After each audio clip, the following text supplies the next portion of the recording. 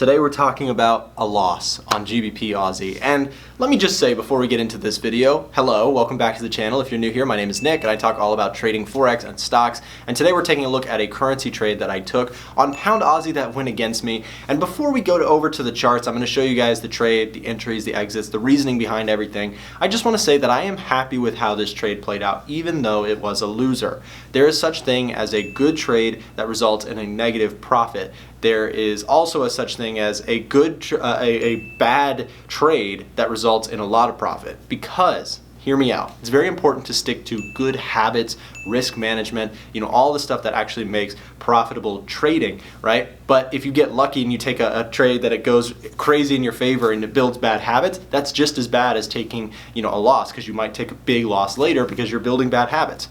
Anyways, we're going to jump over to the charts. We're going to take a look at pound Aussie. Please note that when I post losses, I'm aware I get a lot of criticism and comments and, oh, you should have done this and you should have done that. But please try and leave that hindsight to the side and let's look at it objectively. Like I said, I'm happy with how this trade played out, and I'm happy that I'm still building those good habits of taking small losses and moving on. So anyways, without further ado, let's jump over to the charts. What's up, guys, and welcome back to another video. Today we're doing something a little different. We're going to be taking a look at one of the trades that I ended up taking on pound Aussie, and we're going to walk through this trade step by step. And forewarning, this is actually a losing trade. Now, some of you guys have seen maybe other videos where I've talked about winning trades. I've shared winning and losing trades on this channel in the past. You can find my playlist full of videos on my past trades if you'd like to kind of go through them.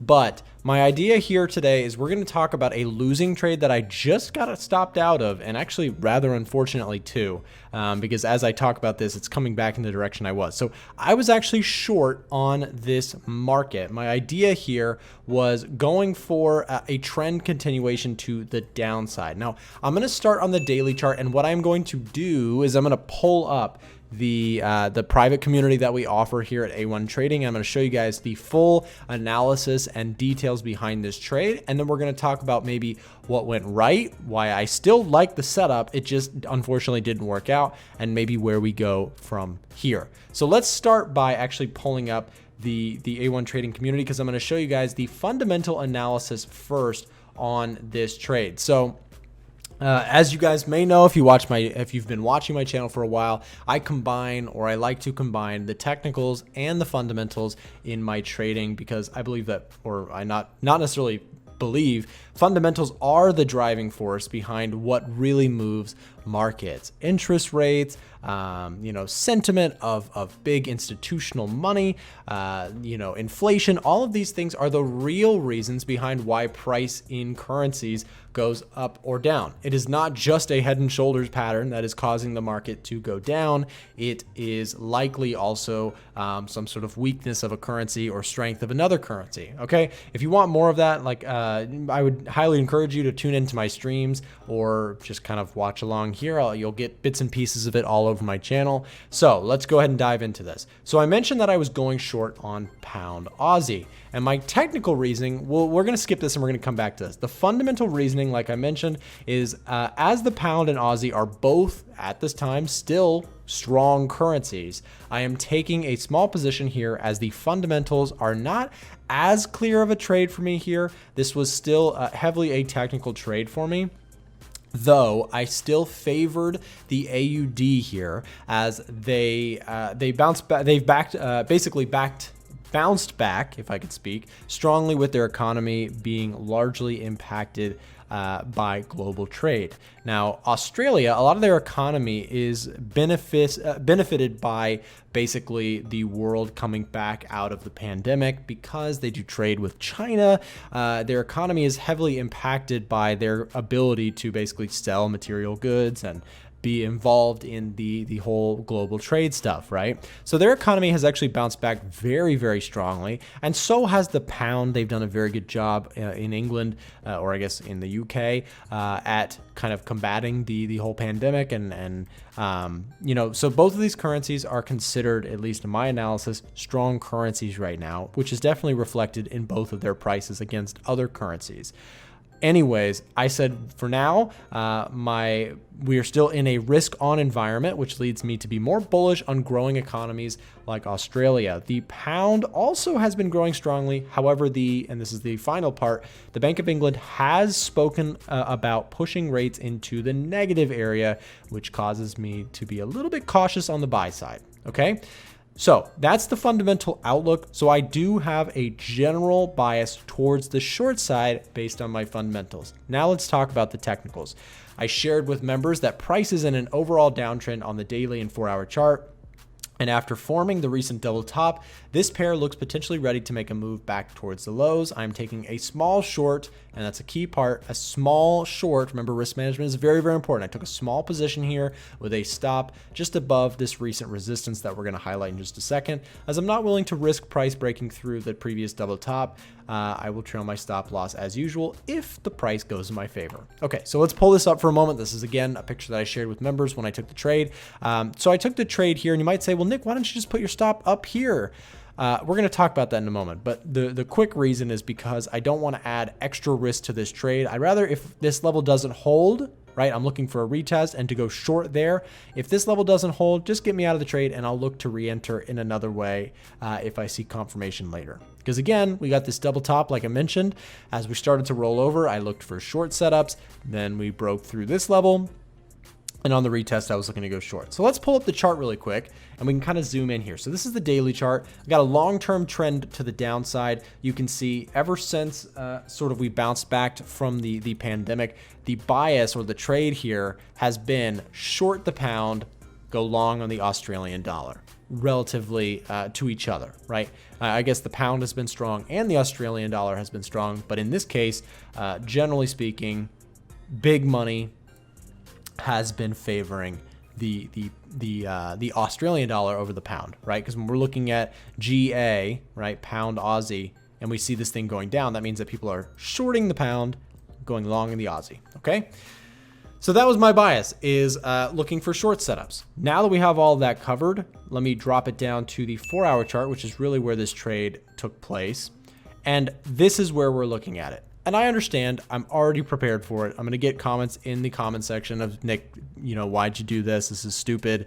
You should have clearly known that you should have waited for the retest of the trend line. And I understand, but I have to tell you, as a YouTuber in the trading space, you cannot imagine how many comments I get from hindsight traders, people who basically they call out what you should have done after it's already happened. And the reason I mention that to you guys is because you may hear that too in your own trading, in chat rooms, and whether you're speaking to other traders, you might get people who tell you, oh, you're stupid for doing this. You should have just waited for this. And it was clear that after the fact, you should have done this. Just take all of that with a grain of salt because it doesn't help you as a trader. And if people comment that on my video, you know, that's their decision. I'm happy with how I trade, and overall I wouldn't have done anything different on this trade. Although I would have liked it to work out, it didn't. And let's talk about the entry and the exit. So the entry is I ended up looking for a short setup right here. So my thought process was, okay, after this break to the low side, I want to retest. I want to sell any retest here. That was the idea. And I was looking for this previous level of support, which had seemingly broken to the downside. I was looking for a sell trade setup. Once price started to rebound to that point, I ended up getting short, as we'll pull up again. I sent out to members that I was getting short at 1.7777 roughly. And my stop was a little bit above there. So my stop loss, just as a rough area, was about, I'm going to say about 75 pips. Now, this is a very volatile pair, so 75 pips on pound Aussie is not actually a massive move. You can see, like, for example, this move here, that's whole swing is 616 pips. So 75 is a relatively small amount to risk. So I ended up getting short. Price kind of teeters back and forth, but finally goes right against me. And just as we've gotten some Australian dollar news, I believe, in the last few hours, I ended up getting stopped out of this trade for a loss. Now, Like I said, I already know the comments are always full in these losing trade videos. People like to hit me when I'm down, I guess. A lot of you guys, I'm not complaining, because a lot of you guys are incredibly supportive and incredibly understanding that, you know, every trader takes losses. It's just part of the process. But again, like I said, there's always going to be those comments of people saying, oh, you're an idiot. But let me at least try and tell you guys what I was thinking here.